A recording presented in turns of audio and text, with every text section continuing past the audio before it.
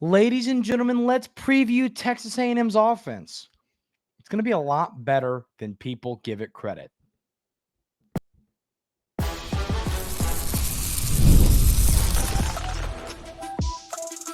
You are Locked On Aggies, your daily podcast on the Texas A&M Aggies, part of the Locked On Podcast Network, your team every day.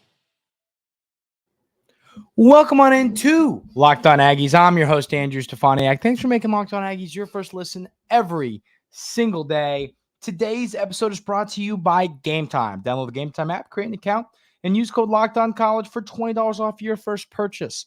Terms apply. So, ladies and gentlemen, I am currently, when you're watching this, I'm recording this Sunday afternoon. You're watching this, I am probably on an airplane heading to Spain. And I'll go over the schedule for a while I'm out of town. I want to do it one more time. I'll go over that here in a little bit. But I want to get right into it, ladies and gentlemen. And let's start with this offensive preview. There's no better place to start than at the quarterback position. I think the two most exciting things about Texas A&M's quarterback room is A, how good this room is going to be, top to bottom, and B, the upside Conner Weigman possesses. So, On3 put out a list whenever it was, a month ago, I think we discussed it, talking about, hey, Texas A&M has a top 10 quarterback room in college football. And you might say, well, why does it matter? We care about having a top 10 quarterback, not quarterback room. Well, this is true. The sad reality, and I hate that this is a conversation that we even have to have, but at the end of the day, Texas A&M's had bad luck with injuries to their quarterbacks. It has just been tragic. It's not something I have to sit here and explain to y'all. Y'all know it's Texas A&M can't keep a quarterback on the field for a full season. It's just the sad reality right now. And hopefully that's not going to be the case this season. And Conner Weigman's going to stay healthy and play the whole year. But if something were to happen and Conner were to go down with an injury, you have two quarterbacks in Jalen Henderson and Marcel Reed, who I think both could be SEC caliber starters at other schools. I mean, if those guys were at Arkansas or Mississippi State or Vandy, Kentucky, these guys are competing for starting roles. That's how good they are. They're really good quarterbacks. And yes, maybe that they're not as good as Conner Weigman. In my opinion, y'all know me. I am the conductor of the Conner Weigman hype train.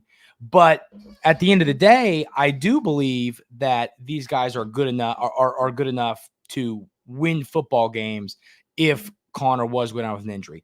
And I mean, once again, just look back to what happened last year. Jalen Henderson, before he hurt himself in the bowl game, was great. He was incredible. He was winning football games.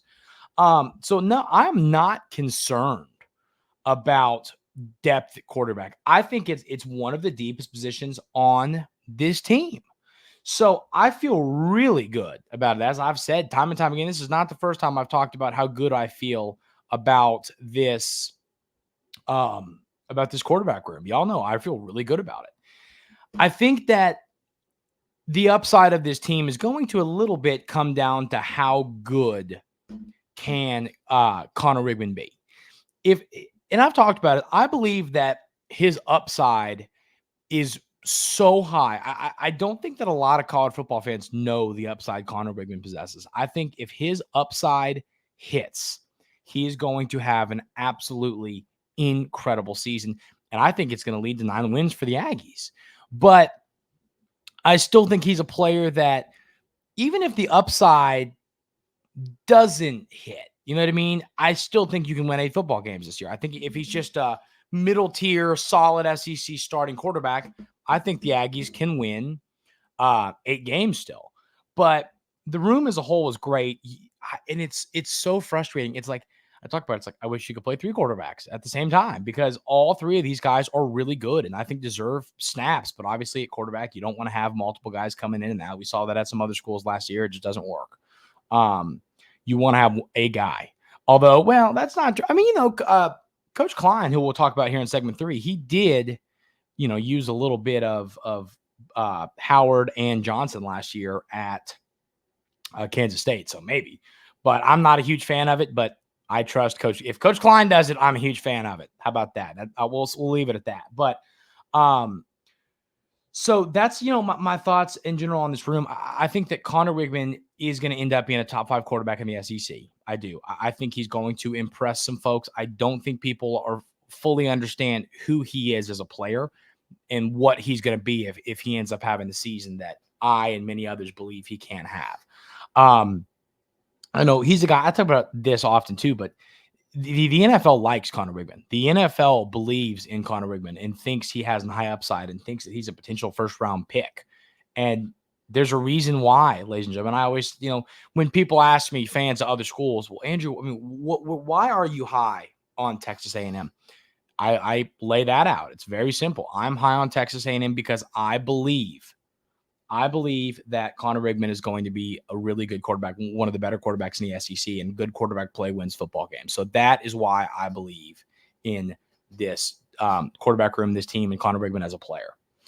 So the wide receiver room is our next stop here on this position breakdown. And, I have voiced some concerns with the wide receiver room before, and y'all know that.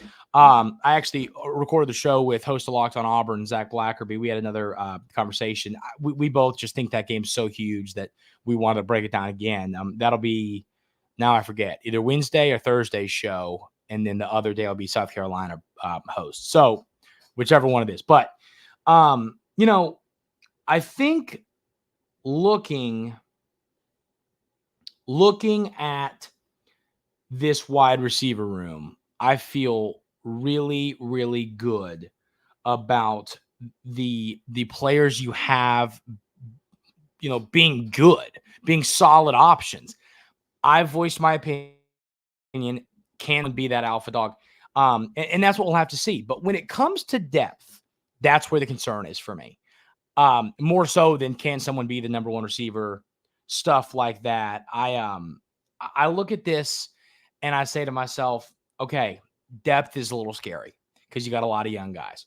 You feel great. You feel really good about your main guys in Moose, in Noah Thomas, in Ja'Day Walker.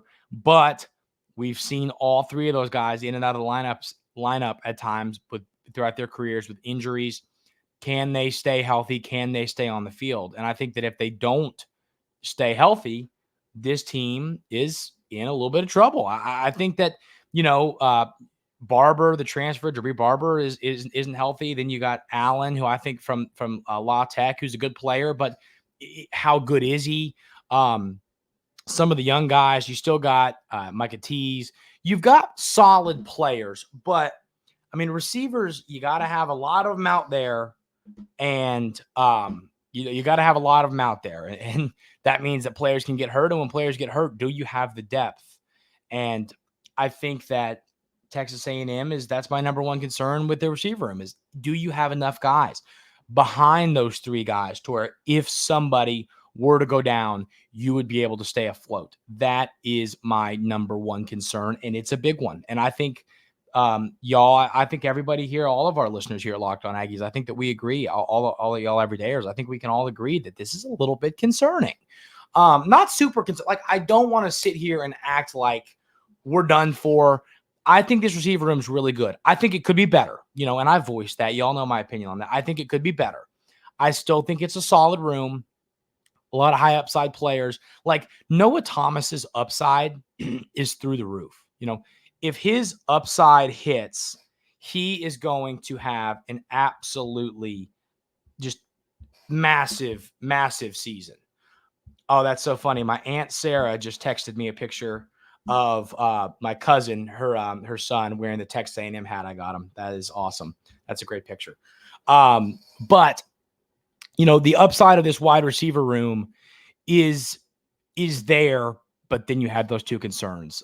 So we'll see. Like that is a position group to me that I'm definitely, it's a wait and see. It's a wait and see for me because I believe in the upside, but at the same time, I look at it and I go, man, we're a couple things not going our way, a couple injuries, couple players not maybe panning out like we think from being in trouble at this position. Now, hopefully a good quarterback in Conner Weigman can, elevate these players and make them better than they are. And I think that's a possibility as well. But the wide receiver room, I would say, is a mini concern for me. Not a huge concern, not overly concerned, a mini concern. So let me know y'all's thoughts on that room in the YouTube comments. We're moving on to running back room, which I think is one of the most exciting rooms on this entire roster. We'll talk about that coming up right here on Locked On Aggies. But first, I got to tell you about our friends over at Game Time. Listen, ladies and gentlemen, you would be crazy to go buy a ticket to a sporting event, theater, comedy, a concert, anywhere other than Game Time. I love the Game Time app. It's one of my, I wake up every day and I am just excited to go tell somebody about the Game Time app. And I think y'all should be too. It is the best app to get a ticket. I love it. I love how they show you the vantage point of your seat from wherever you are, comedy. Like, so whatever the event is, they'll show you where your seat is. I love that feature. I love they have the best last minute prices. I love the Game Time app. I will always love it. I use it every time I buy a ticket anywhere. Take the guesswork out of buying MLB tickets with Game Time. Download the Game Time app, create an account, and use code LOCKEDONCollege for $20 off your first purchase. Terms apply. Again, create an account and redeem code LOCKEDONCOLLEGE for $20 off. Download Game Time today. Last minute tickets, lowest prices, guaranteed. So now it is time to get into this running back room. And once again, you know, I've talked about my excitement, the upside I believe that's possessed in this quarterback room. I've talked about how I believe the receiver room has some upside there, not as much as the quarterback room, but still has some upside. But I'll tell you this, no room, I believe, on this team, except for maybe defensive line, which we'll do a defensive preview. That'll be a week from today, Monday next week's show. No team has a higher up or position has a higher upside than running back or defensive line. Those are the only two. I think they have the complete highest upside. And I'll tell you this, the running backs between I almost said between Moose Muhammad. That's yes, running back Moose Muhammad. That's hilarious. But between Le'Veon Moss and Reuben Owens, those guys are going to be special. I believe that they are going to be one of the best running back tandems in college football next year. And no one's discussing them as that. And that's okay. I mean, once again, you know, sometimes I'll talk about, well, people aren't believing in this group, whatever. And y'all say, well, we like that. We like to be, underrated. I agree. I'm with you on that. So I'm not saying it's a bad thing, not a bad thing, but people are not talking about Le'Veon Moss and Reuben Owens as a deadly 1-2 punch in college football. They just aren't. And I think they should be. I think that Le'Veon Moss and Reuben Owens are going to be incredible this year. I think they're going to so easily be able to find holes. I think they're going to be explosive. I think that what I love about this room is that you have guys that can do different things. And that's a great thing to have.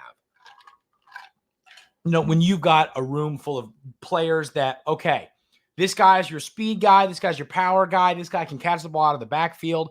And listen, Amari Daniels is going to help this roster. You have a deep room full of talent, and that is exactly why I'm so high on this room. Texas A&M's running back room will be one of the best running back rooms in all of college football. And heading into the season, once again, I don't believe people are going to see it that way, and that's okay. It's a room where it's going to be a wait and see. You know, once again, same as receiver, wait and see. I think receiver, when I say wait and see, I mean, because I have some concerns. Running back, when I say wait and see, I mean, you know, I think the college football world is going to go, oh man, we didn't know this was going to happen. Reuben Owens is going to take that 5-star year 1 to year 2 jump, and he is going to be a monster, an absolute monster. One of those guys is going to be an 1,000-yard rusher, and I bet the other gets closer than you imagine. I think you're going to see the running backs catch the ball out of the backfield more this year, which is going to be great. And I think both of those guys are capable of doing it. I love that. You know, and that was funny. That was a question that I asked Jimbo Fisher at SEC Media Days last year. And, you know, he told me that he loves that all of those guys can do everything. in that room. And well, obviously you got a new coach. I think that's a great point Coach Fisher made. They can. They all can do everything, and that is a real nice thing to have in a room. Everybody can be a power guy, be a speed guy, be a catch the ball of the backfield guy, and you love that as a coach. And I think Coach Coach Klein, who's dealing with these guys, loves that as well. So yeah, the running back room, I think it's the room that as a whole, Texas A&M fans, college football community isn't talking enough about. I think this room is going to be so dominant. I think it's going to be so much better than people are discussing. So I cannot wait to see. I mean, like I said, I think there's a world, and this will be my crazy take of the day. I think there's a world where the duo of Le'Veon Moss and Ruben Owens are a top 5 duo at the running back position in all of college football. So that is Andrew's bold take of this day, getting y'all ready for Monday with a crazy bold take to start your day here. I want to move on to the tight end room.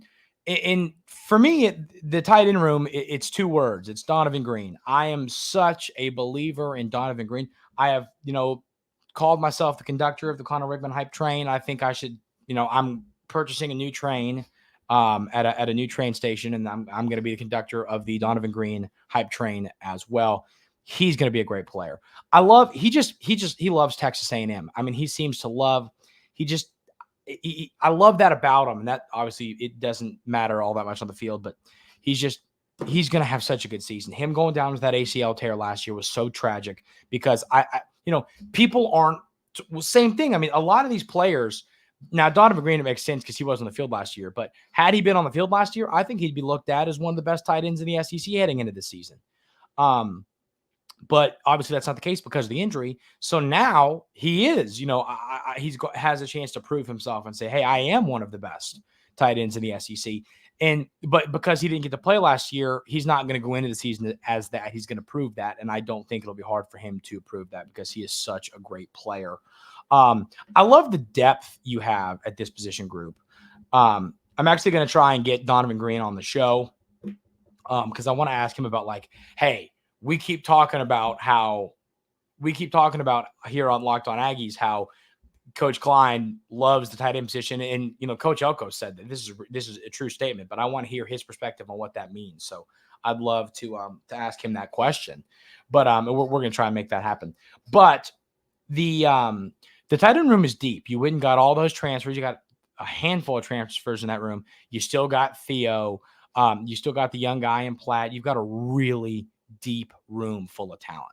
I think top to bottom talent-wise, tight end room is one of the best on the roster.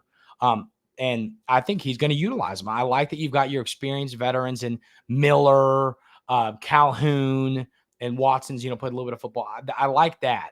But you got Theo, who's been around. You've got Platt, who played some snaps last year. You got a deep room, some older guys, some younger guys, a lot of high upside guys. I am all around really excited to see how good this tight end room is because I think the upside is through the roof. We're going to talk a little bit about the offensive line and then what Coach Klein brings to the table coming up right here on Locked On Aggies.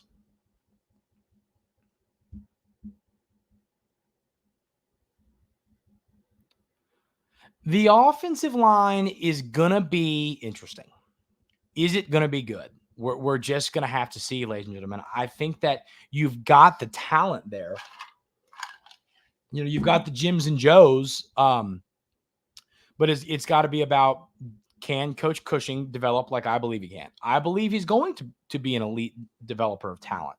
I don't think he's going to have any issues. I think he proved that while he was with Coach Elko at Duke.